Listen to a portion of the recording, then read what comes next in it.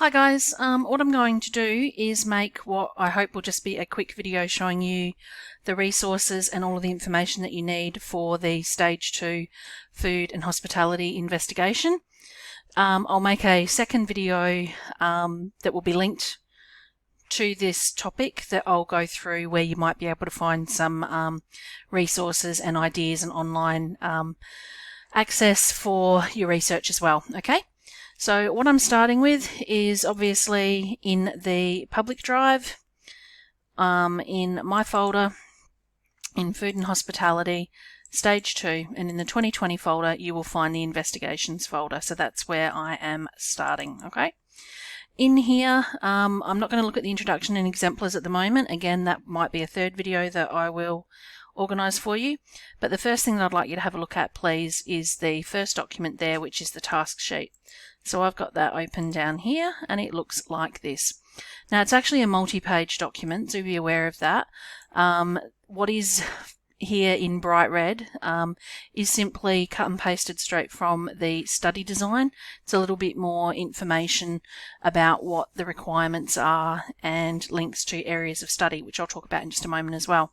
So the first thing that you'll notice, this is what we call the big investigation, and I keep talking about the 2,000 word investigation. So this is the 30% component, and it's the component that is equivalent to the major investigations in other subjects or equivalent to the 30% external exam that you do in some subjects, okay? So this is one that is written. I will grade it.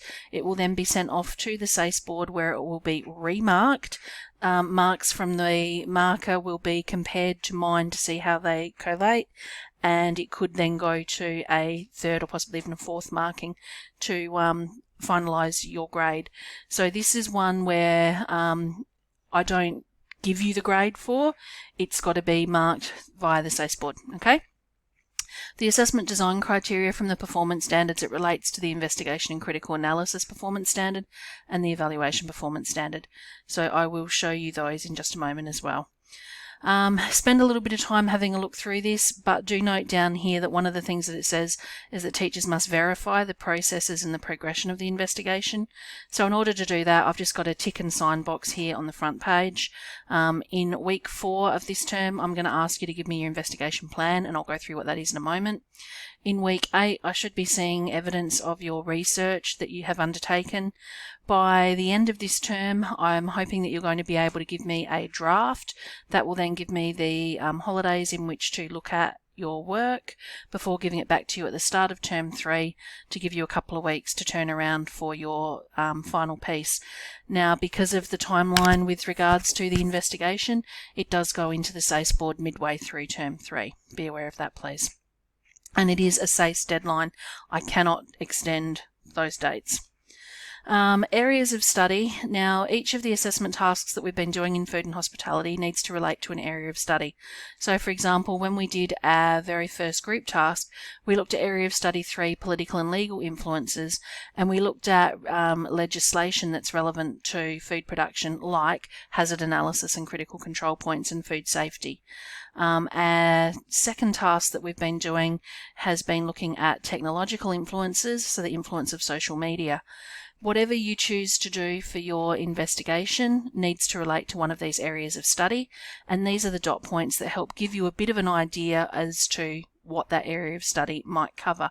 It doesn't have to be directly aligned, as long as you can make a case for it being something in the contemporary and future issues or an economic and environmental influence, then we can factor that into your investigation.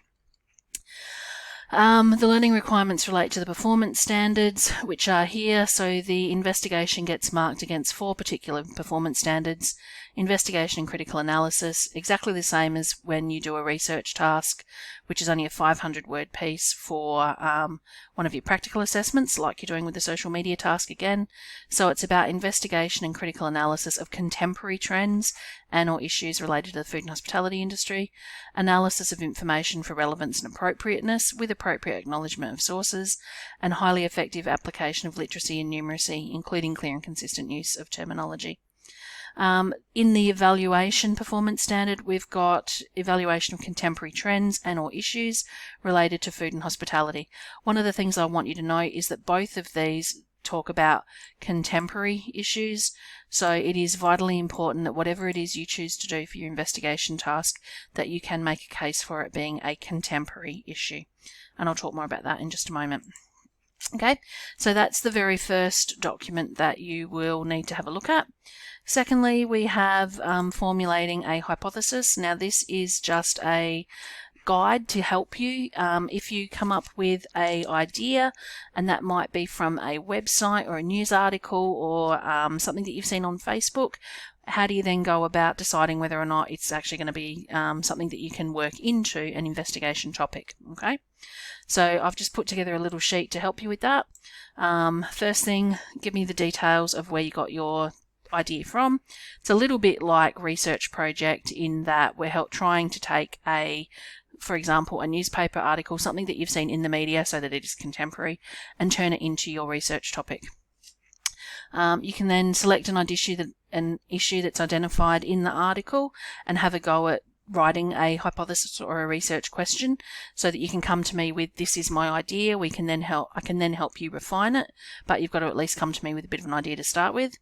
Have a look at the curriculum statement and identify that area of study. So again, it might be technology, it might be a contemporary and future issue, it might be a political and legal issue, etc. But which one do you think it fits into? Tell me what you think a research question on this topic is going to look like. And it does say develop the issue into a hypothesis. Doesn't need to be done so much, but again, it's about what kind of wording can you use to make sure that your question is researchable. Okay, and remember in research project how we worked on developing your big overarching topic and then breaking it down into smaller key finding areas. You're going to need to do the same kind of thing with this question. So use these spaces here to help you try and break that question down a little bit. Okay, so that's the second document. We then have an investigation plan. Now, if you remember back to the first text that I showed you, this is due in week 4, and it's basically giving me an idea of what you're planning on doing. So using what you've got from your initial preliminary research, let's call it that. What's the issue that you want to cover? What is the research question that you are currently thinking of? Scope is about how you're going to set the parameters of your research. So for example, if you're looking at wage theft in hospitality, are you going to cover Australia-wide? Are you going to look at just the high-end restaurant market? Are you going to look at fast food markets? Are you going to look at cafes and cafeterias here on the Yorke Peninsula? Okay. Scope is about setting the boundaries. So it can be, this is what I am going to do, but it can also be, this is where I'm not going to go because it's going to get too big and out of control and I'm not going to be able to manage it. Okay. Evidence that it is a contemporary issue. Now this might be how you have done a little bit of preliminary research and found a couple of newspaper articles. You found a interview with someone on a current affairs show, etc., etc. But what is your evidence that it is a contemporary issue and it's something that is being spoken about at the moment? The area of study that it relates to, what's the link that you think it has, a little bit of thinking about where you're going to get some primary and some secondary information from. Should have a pretty good understanding of those two things by now, again, from Research Project.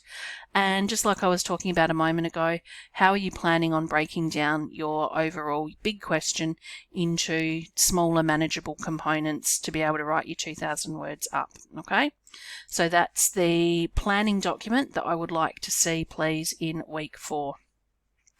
The next one then on our list, if you're having trouble thinking of possible ideas and topics, this is just a list that I've compiled over the last couple of years about some of the types of questions and topics that students have undertaken. So we've got anything from, are we paying more for smaller portions in fine dining restaurants, to what extent is healthy eating becoming too difficult, to food is a repetitive cycle just like fashion, so what is old is new again. Contemporary pubs have been forced to change their food selection, preparation and presentation due to the trends of cafes. Guests will crave good food, not celebrity chefs. So some of these are statements that could be responded to. Some of them could be topics that you turn into a research project question. But there's just a few ideas of things that have been seen of late in the media. So farmers markets, paleo diets, coffee and tea trends, all of those kinds of things. Pop-up food, health food trends, etc. When it comes to healthy food though, do be aware that we are looking at the food and hospitality industry. This is not nutrition, which is a science subject, so you can't just look at healthy eating as a topic. It needs to be specifically linked to the food and hospitality industry. Okay? There is also a referencing document. I shouldn't need to go through this again. We've done it to death in Research Project, but just in case you get confused or do happen to need a bit of a refresher, there is an example of all different ways of citing and all different types of research methodologies there to be cited, everything from CD-ROMs, videos, emails, interviews, books, pamphlets, in-text referencing, etc., etc. But of course, if you use Word and you use the reference generator in Word, up here, remember your Harvard, remember your insert citation, and remember it does it all for you. So that's a really good way of managing that as well. The final document in this folder is only for use when it comes to submission, and it's a checklist. So once you have got your completed draft of your work finished, and that wasn't the right one to open, there it is. Once you've got your draft finished, make sure you go through this for it, please. Attach it to the front before you hand it in to me. It's just all of those little things that need to be checked before you submit to make both of our lives much easier and to make sure that when I am reading, looking at your work, I'm able to give you feedback on your actual food and hospitality work and not just on your spelling and grammar. Okay, I will leave that with you for the time being. I hope that's helpful. So check out the public drive, start having a think about what you might do for topics. If you are struggling with ideas, have a look at the next video, which will go through a few different websites and some possible places to get information about topics for this task. Okay, thanks guys, see you later.